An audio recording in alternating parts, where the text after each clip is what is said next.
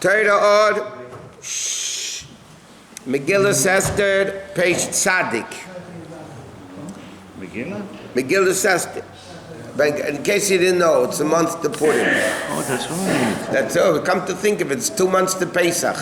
The women think it's 2 months to Pesach. The men are thinking it's a month to Purim. Okay, Yevil Levush Malchus.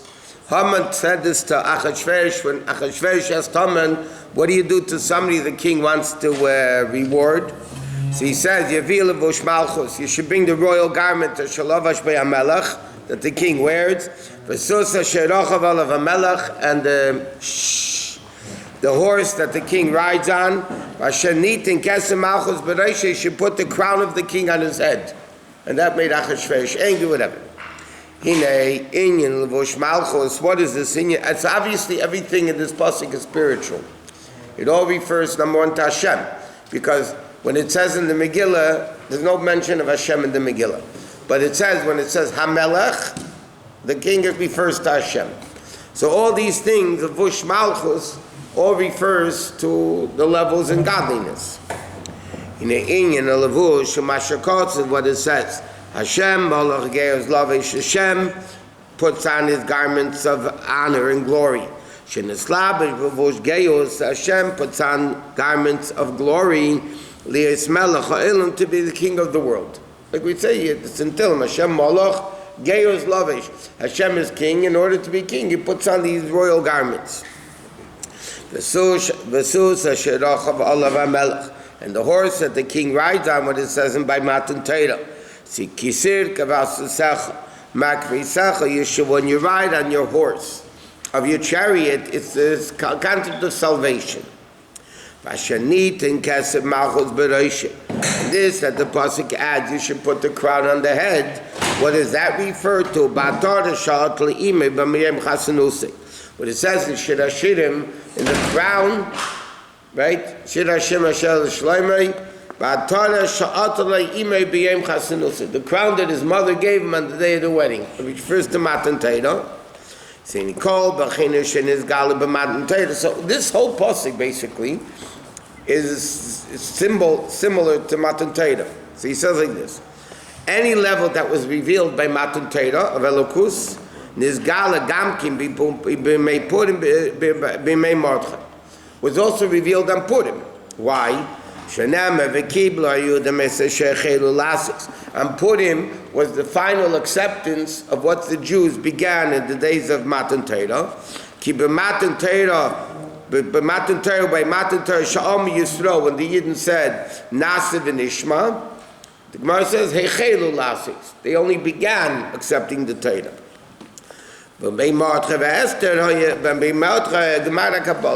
Now the Gemara says like this.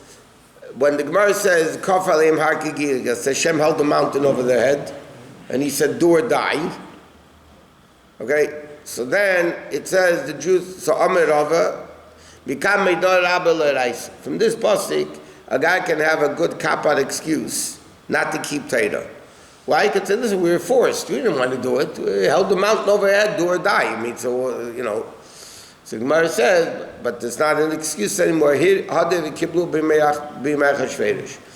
days of Achashverosh, the Jews willingly accepted Torah. The Gemara says, what they began by Matan Torah, now they accepted willingly. And therefore, all the revelations of Matan Torah happened on Purim. To explain this a little bit more, on Yom Kippur, Hashem gave us the second luchos in this week's parsha, right? The whole story with the Egel. Yeah. So finally, on Yom Kippur, Hashem gave us the second set of luchos. It says in the Arizal, in Kabbalah, it says that Yom Kippurim is Kippurim. Kippurim, the Arizal says that Yom Kippur is like Purim. That means when you say A is like B, that means B is the primary thing. A is also like B. That means Purim, it says, is even higher than the level of Yom Kippurim. So before we learn the Maamar, they talk at the end a little bit about this. So the story is as follows. There's a lot of similarities between Purim and Yom Kippurim. Besides the name Kippurim, that's what I mean, Kippurim. Okay. What happened on Purim? Why is it called Purim? Because Haman cast lots. He put hula girdle. So because he cast lots, so therefore, what happened on Yom Kippur? They also cast lots. Which goat goes Lazazel, and which goat is brought as a carbon. There's also lots. Another connection between, there's a lot of connections, but just some basic ones. By Yom Kippur it says, Lifnei Hashem Titaru, higher than Yud Kei Vav Kei. Like we learned, Purim is 5 levels of the neshama. Yud Kei Vav Kei is 4 letters. This is even higher than Yud Kei Vav Kei, right? In the Megillah, there's no mention of Hashem's name at all, openly. There's acronyms, meaning, but there's no open mention of Hashem in the Megillah. So simply, Al Pi Halach, the Nigla, so to speak, the revealed part of Torah, is why isn't there Hashem's name mentioned in the Megillah? So it says, because the Goyim are going to make a history book from the Megillah, and if it would have Hashem's name, they would use it for their idols, for their idol names. So therefore the Megillah didn't want to put any name of Hashem. Which means in simple English, that it's lower than Yud Kei Vav Kei. It's lower than Hashem's name. Therefore they didn't want to put Hashem's name in it. According to Kabbalah and Chassidus, it is because, you know why there's no mention of Yud Kei Vav Kei? Because it's higher than Yud Kei Vav Kei. Why? It's very simple. Miracle and nature. Miracle is Yud Kei Vav Kei, above nature, right? Elokim is nature. So Yud Kei Vav Kei represents higher than nature. Elokim is a big matri hateva, right? 86. A miracle that's in nature, Chassidus explains, we learned many times, is even a higher miracle than a plain miracle. A plain miracle means it's above nature. That means infinite stays infinite, it just controls finite. In other words, what's a miracle? The miracle is controlling nature, it's changing nature. In order to combine two opposites, nature and supernatural, that supernatural is in nature, in order to combine two opposites, you have to tap into a level which is higher than both. So a miracle is called Nes HaMelubish B'Teva, a miracle that's in nature, comes from a higher source than a regular miracle. A regular miracle just higher than nature, like Kriyas Yamsuf, yeah? Kriyas Yamsuf, Hashem changed the nature of flowing, Kriyas Yamsuf made it stay, made it stand. So it changed the nature. The infinite, the supernatural controlled the natural. Here, the miracle of Purim, there was Achashverosh and Esther, and there was all in the realm of nature. The wife went to the husband, save me, the guy wants to kill me. It looked like nature. So that's even a greater miracle. That's even greater than Yud Kei Vav Kei. Yud Kei Vav Kei is miracle. Elokim is nature. A miracle that's in nature comes from higher than Yud Kei Vav Kei. Lifnei Havaya. So that's Purim, that's Yom Kippurim. Okay? Another thing is that Purim is you're supposed to get drunk, Adol Yoda. You don't know the difference between Adar Haman and Baruch Mordechai. Right? That's the same level of Yom Kippurim, that sin and no sin is the same thing. So there's a lot of similarities between him. So he says here though, it's level Yechida. And Purim we reach I know, maybe you do, I don't. I don't reach it in Kippur either. Pur in Farsi means what? Yeah, that says in the Megillah. Hipul, Pur, Hu, Hagadol. Yes, very good. There's one Persian word I know. Pur. Okay, Bir Advarim, to explain all this mean, what's the revelation about the Torah by Purim and all that stuff, Yuvim Behegdim, Levaya Maamar Azal, to explain what Chazal say, Tachlis Chochma Tshuva Maisim Tevim. The ultimate level of Chochma, how do you reach the ultimate level of Chochma is Tshuva Maisim Tevim. Shenemar Reish is Chochma Yiras Hashem. The beginning of Chochma is the fear of Hashem. Seichel Teiv L'chol Eisehem. Good seichel for all that to do it. The Gemara says, L'lemdeim le'namar. It doesn't say seichel teiv l'chol lemdeha. It says l'chol eisehem. So it says like this: Reish is chachma. What's the beginning? Yiras Hashem. Tshuva. Seichel teiv l'chol eisehem instead of lemdehem means the level of Maisa. So that's why he says, Tachlis Chochma, the Pasuk says, the Gemara says, is Tshuva or Maisim Teifu. And the Gemara says, a person who learns Torah with the intent of not keeping it,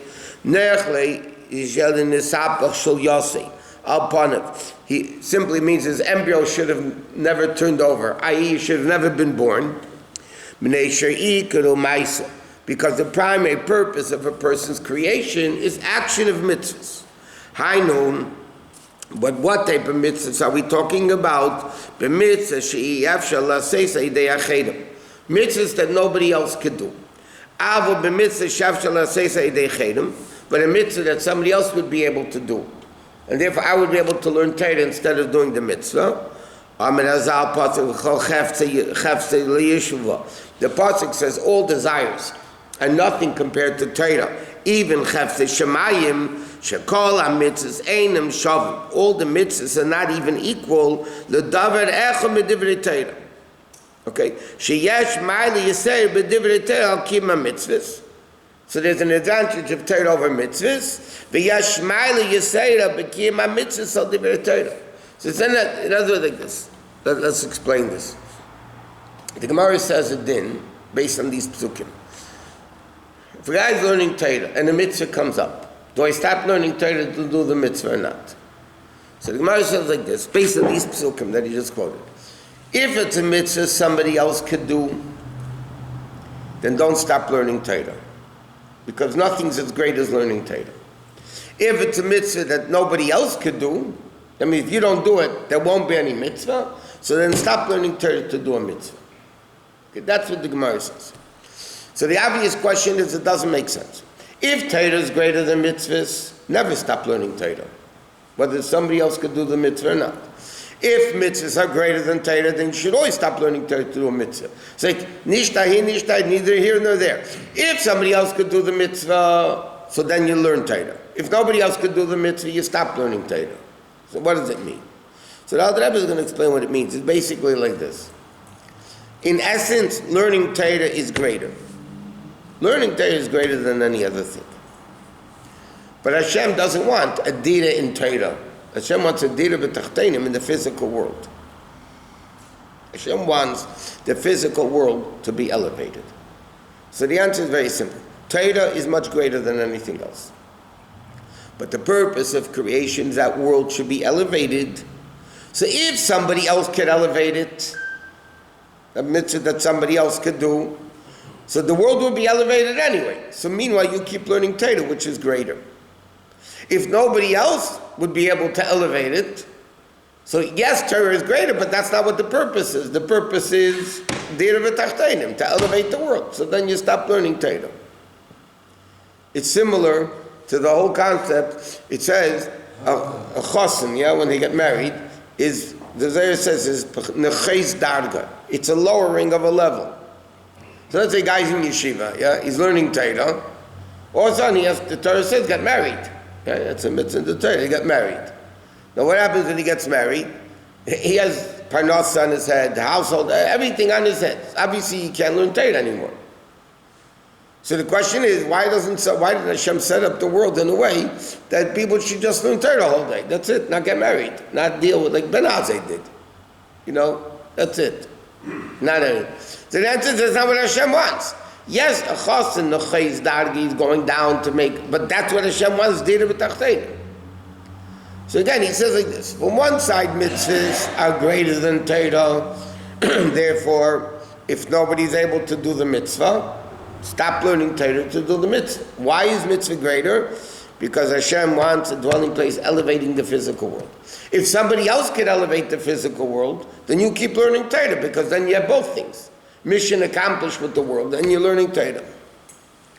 So he says like this. And also we learned that a mitzvah I could do is totally different with the mitzvah the other guy is going to do. Correct. But one has That's what I'm saying. If it's a mitzvah, they have to understand. Hashem sets everything up. Everything is set up. Yeah? Now you're learning Torah and a mitzvah comes. Why did Hashem give you this mitzvah all of a sudden? Because obviously, so if somebody else, let's give us the simple example they use. An old lady needs help across the street. Yeah? And you're learning Torah, and this old lady is all of a sudden, so if somebody else could help her across the street, let somebody else, if nobody else. Why did Hashem all of a sudden give you this opportunity? The old lady happened to be here now, where you happen to be when you're learning Torah.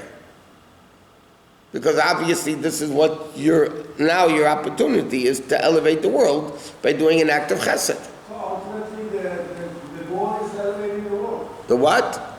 The goal. The goal? The goal. Not in soccer, the goal.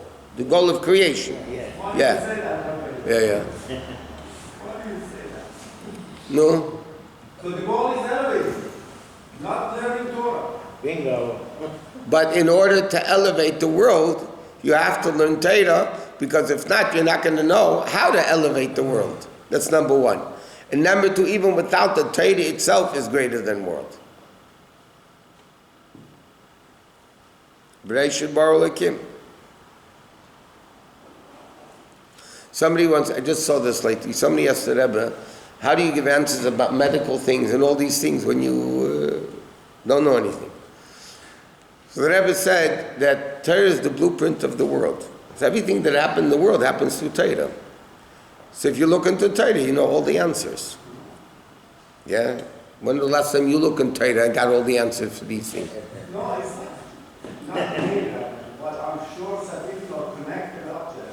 They're connected up there, and their mind, because they're constantly involved in Torah and nothing else foreign, so then they become so godly minded.